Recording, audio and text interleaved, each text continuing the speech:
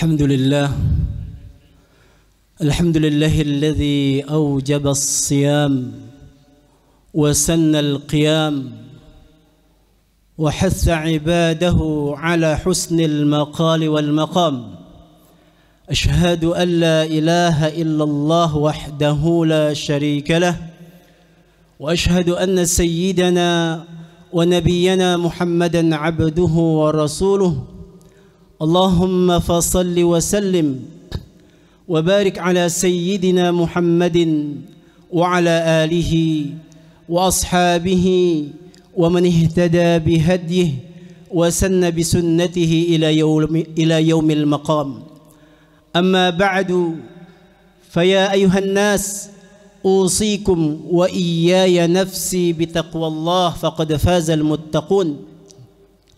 وقال تعالى: أعوذ بالله من الشيطان الرجيم، بسم الله الرحمن الرحيم. يا أيها الذين آمنوا اتقوا الله حق تقاته ولا تموتن إلا وأنتم مسلمون. وقال أيضا: يا أيها الذين آمنوا كتب عليكم الصيام كما كتب على الذين من قبلكم لعلكم تتقون. صدق الله العظيم. Jamaah salat Jumat yang dirahmati oleh Allah Subhanahu wa taala. Pertama, mari kita bersyukur kepada Allah Subhanahu wa taala yang masih memberi kesempatan kepada kita semuanya untuk dapat menjalankan ibadah Ramadan. Ibadah yang penuh dengan kemuliaan, meningkatkan amal-amal ibadah kita, meningkatkan kualitas ibadah kita kepada Allah Subhanahu wa taala, memperbanyak amal-amal saleh dan amal-amal kebaikan.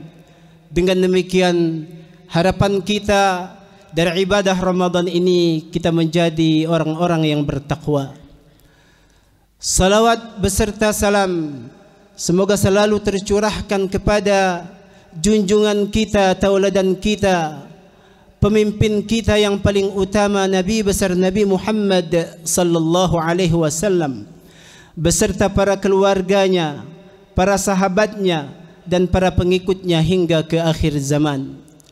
Tidak lupa, dari atas mimbar ini saya selaku khatib mengajak kita semuanya, mari kita tingkatkan takwa kita kepada Allah Subhanahu wa taala, menjalankan perintah-perintah Allah Subhanahu wa taala sebaik mungkin dan menjauhi larangan-larangan Allah sebaik mungkin. Jemaah Jumat yang dirahmati oleh Allah Subhanahu wa taala, sebagaimana ayat yang telah kami bacakan tadi pada surat Al-Baqarah ayat 183, bahwa Allah Subhanahu wa taala memerintahkan kita untuk berpuasa, dan puasa itu telah diwajibkan kepada orang-orang sebelum kita agar kita menjadi orang-orang yang bertakwa. Kalimat takwa adalah kalimat yang sangat mudah disebut, tapi sebenarnya dia membutuhkan upaya-upaya pelaksanaan yang cukup dan dibutuhkan kemauan keras untuk bagaimana menjalankan konsekuensi-konsekuensi dalam bertakwa kepada Allah Subhanahu wa taala. Dalam kajian ibadah puasa Ramadan, masyhur atau sering kita dengar sebuah hadis yang diriwayatkan oleh Imam Al-Bukhari dari Abu Hurairah. Nabi Muhammad sallallahu alaihi wasallam bersabda, "Man lam yada' qaul az-zur wal 'amal bihi wal jahla falaysa lahu hajatun aw falaysa lillahi hajatun ay yad'a ta'amahu wa syarabahu." Hadis riwayat Imam Al-Bukhari. Jamaah Jumat yang dirahmati oleh Allah Subhanahu wa taala, hadis ini mengandung arti barang siapa yang tidak dapat meninggalkan kata-kata yang batil, kata-kata yang diisi dengan dosa dan perbuatan-perbuatan dosa dan kebodohan, maka sebenarnya Allah tidak membutuhkan puasa orang tersebut. Syekh Said Abdullah Al-Hamidi memberikan beberapa catatan terkait hadis yang barusan saya bacakan tadi. Pertama, dia mengatakan aslun azimun fi syar'iyyatis siyam. Sesungguhnya asal yang paling utama daripada diwajibkannya puasa atas kita adalah sebenarnya bagaimana kita dapat menjaga diri kita, pribadi kita dari hal-hal yang merusak ibadah puasa itu sendiri. Dia mengatakan qauluz zur bisa berarti bohong. Qauluz zur bisa berarti gibah. Qauluz zur bisa berarti fitnah. Qauluz zur bisa berarti kata-kata maksiat, kata-kata kotor yang keluar dari lisan-lisan manusia. Terkait qauluz zur, Nabi Muhammad sallallahu alaihi wasallam pernah bertanya kepada para sahabat, "Ala unabbiukum bi akbaril kabair thalathan." Suatu hari Nabi Muhammad bertanya kepada para sahabat. Dia bertanya kepada para sahabat, "Tidakkah kalian ingin aku beritahukan kepada kalian kabair yang paling besar atau dosa besar yang paling besar?" Beliau bertanya kepada para sahabat sebanyak 3 kali. Qalu bala ya Rasulullah. Para sahabat menjawab, ya Rasulullah, kami ingin mendengarkan apa itu dosa besar daripada dosa-dosa besar tersebut atau dosa paling besar. Qala al-isyraku billah wa uququl walidain. Nabi Muhammad bersabda, menyekutukan Allah dan durhaka kepada kedua orang tua. Wa jalasa wa kana muttaki'an faqala. Lalu Nabi Muhammad belum sampai di situ, belum stop di situ mengatakan tentang dosa-dosa yang paling besar tersebut. Beliau Nabi Muhammad duduk sambil bersandar lalu melanjutkan perkataannya, waqal ala wa qaulaz zur, ala wa qaulaz zur, ala wa qaulaz zur. Nabi Muhammad berkata 3 kali, ketahuilah dosa besar yang lainnya adalah kata-kata dosa, kata-kata yang mengandung dosa atau maksiat, kata-kata yang mengandung dosa atau maksiat.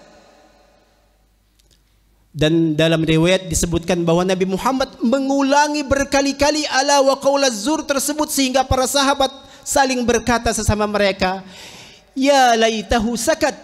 Andai Rasulullah segera menghentikan kalimatnya tersebut.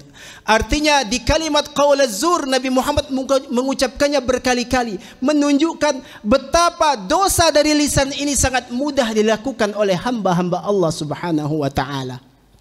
Yang tadi disebutkan oleh Syekh Said Abdullah Al-Hamidi bahwa qaulaz zur bisa mengandung arti kata bohong, al-kadzib, al-fawahish, kalimat-kalimat kotor, kata-kata maksiat, fitnah, ghibah dan lain sebagainya.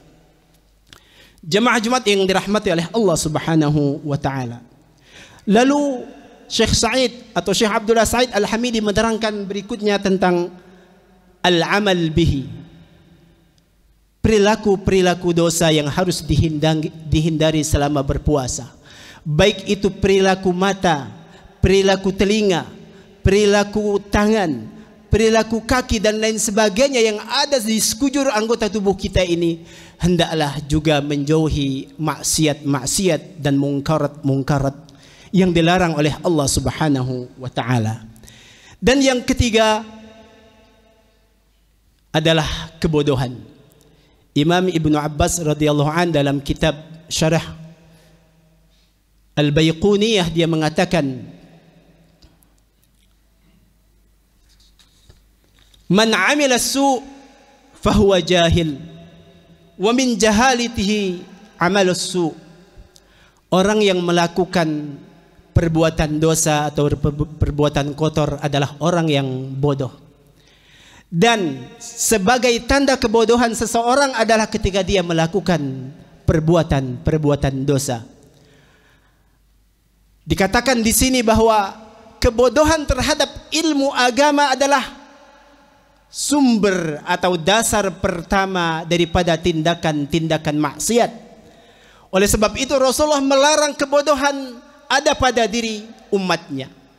Hendaklah umat manusia, hamba-hamba Allah meningkatkan ilmu pengetahuan agamanya agar tidak terjebak dalam kebodohan-kebodohan yang lalu mengantarkan dia kepada maksiat. Mengapa orang melihat maksiat? Karena mungkin dia tidak tahu bahwa mata ini akan dihisab.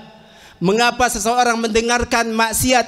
Karena mungkin dia tidak tahu atau tidak belajar bahwa telinga ini juga akan dihisab oleh Allah Subhanahu wa taala dan lain sebagainya.